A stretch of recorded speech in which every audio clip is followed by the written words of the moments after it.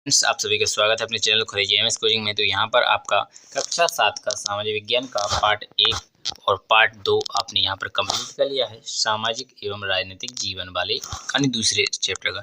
तो यहाँ पर आप देखेंगे पेज नंबर 60 दिया गया है। तो यहाँ पर राज्य शासन कैसे काम करता है, इस पार्ट का सलूशन आपको मिलने वाला है। तो यहाँ पर पार्ट आपको दिख रहा होगा स्क्रीन पर, इन सभी को पढ़ लीजिए अच्छी तरह से।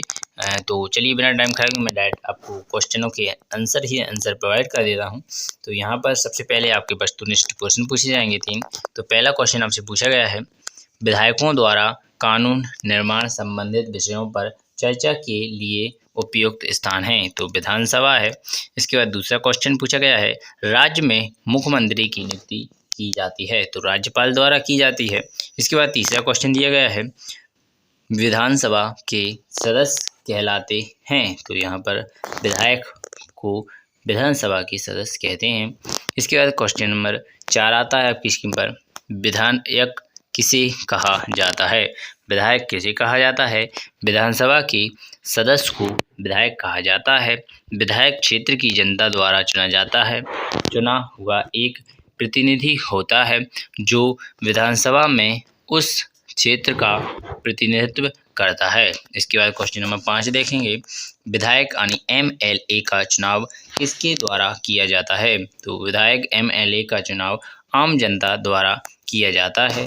फिर वे विधानसभा के सदस्य बन जाते हैं और सरकार बनाते हैं। विधायक जनता का प्रतिनिधित्व करते हैं। इस प्रकार आपने क्वेश्चन 5 कंप्लीट कर लिया है।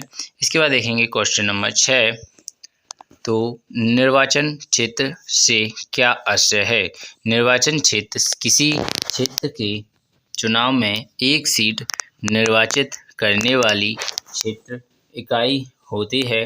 हर निर्वाचन क्षेत्र से जनता एक निश्चित प्रतिनिधित्व चुनती है जो विधानसभा का सदस्य यानी विधायक बन जाता है।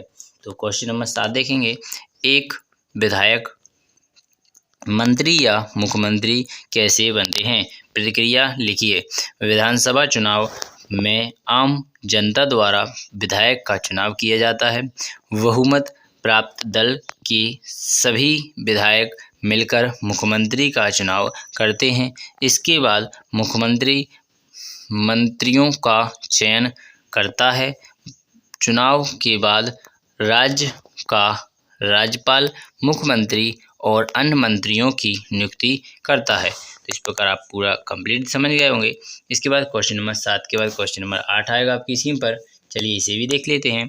तो क्वेश्चन नंबर 8 आपसे पूछा गया है, लोकतंत्र में जनता अपना विरोध किन किन माध्यमों से कर सकती है, तो यहाँ पर लोकतंत्र में जनता अपना विरोध अखबारों, टीवी चैनलों, संगठनों, हड़तालों और सभाएं आयोजित करके आदि माध्यमों से कर सकती है। इसके बाद क्वेश्चन नंबर 8 के बाद क्वेश्चन नंबर 9 आ जाता है। क्वेश्चन नंबर 9 में पूछा गया है, प्रेस वार्ता क्यों की जाती है।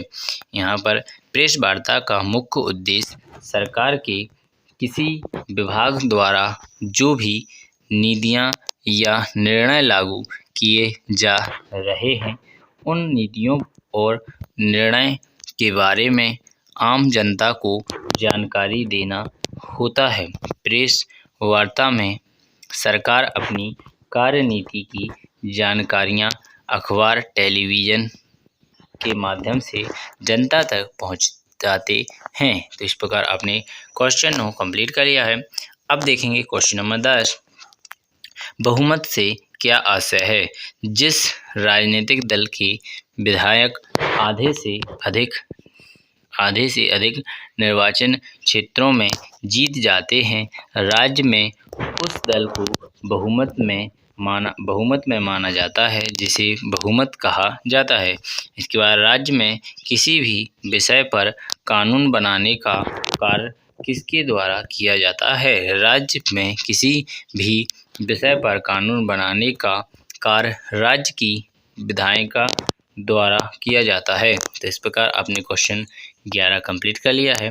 चलिए इसके बाद चलते हैं क्वेश्चन 12 पर, सरकारी विभागों द्वारा जो भी कार्य किया जाता है उसे किसकी स्वीकृति लेनी पड़ती है। इसके बाद इसका राइट आंसर हो जाएगा सरकारी विभागों द्वारा जो भी कार्य किया जाता है उसे विधायिका द्वारा अनुमोदित या स्वीकृत कराया जाता है। तो इस प्रकार आपने क्वेश्चन 12 भी कंप्लीट कर लिया है। अंतिम इस पार्ट का क्वेश्चन पार्ट 3 का सामाजिक विज्ञान कक्षा 7 का रह चुका है। नीचे दिए गई तालिका में पूर्ण कीजिए। तो यहाँ पर पूछा गया है विभाग का नाम, इनके कार्यों में दो उदाहरण। स्कूल शिक्षा विभाग का क्या क्या कारण होता है? कल्याणकारी कार्यक्रम चलाना, स्कूल शिक्षा को बढ़ावा देना। इसके बाद कृषि विभाग का क्या क्या काम होता है? खेती को बढ़ावा, किसानों को लाभ देना। स्वास्थ्य केंद्र का क्या क्या स्वास्थ्य विभाग का क्या क्या कार्य होता है? बीमारियों की रोकथाम और उपचार करना, स्वास्थ्य के लिए सलाह देना। इस प्रकार आपने क्वेश्चन 13 भी कंप्लीट कर लिया। तो पार्ट 3 कंप्लीट होता है आपका। तो आशा करूँगा यह वीडियो आपको पसंद लगी होगी, अच्छी लगी होगी, पसंद आई होगी। तो बिना टाइम खराब किए अध्याय 3 राज्य शासन कैसे काम करता है, इस पाठ सामाजिक एवं राजनीतिक जीवन 2 का आपका यहाँ पर अध्याय 3 कंप्लीट हो जाता है। तो चलिए बिना टाइम खराब किए अगली वीडियो मिलेंगे जहाँ पर सामाजिक विज्ञान का और भी जितनी किताबें हैं पाठ हैं उनको कंप्लीट करेंगे और कक्षा 7 की जितनी भी किताबें हैं उनको भी कंप्लीट करेंगे। तो जल्दी से चैनल को सब्सक्राइब कर लें, बेल आइकन को दबा लें। धन्यवाद। जय हिंद, जय भारत।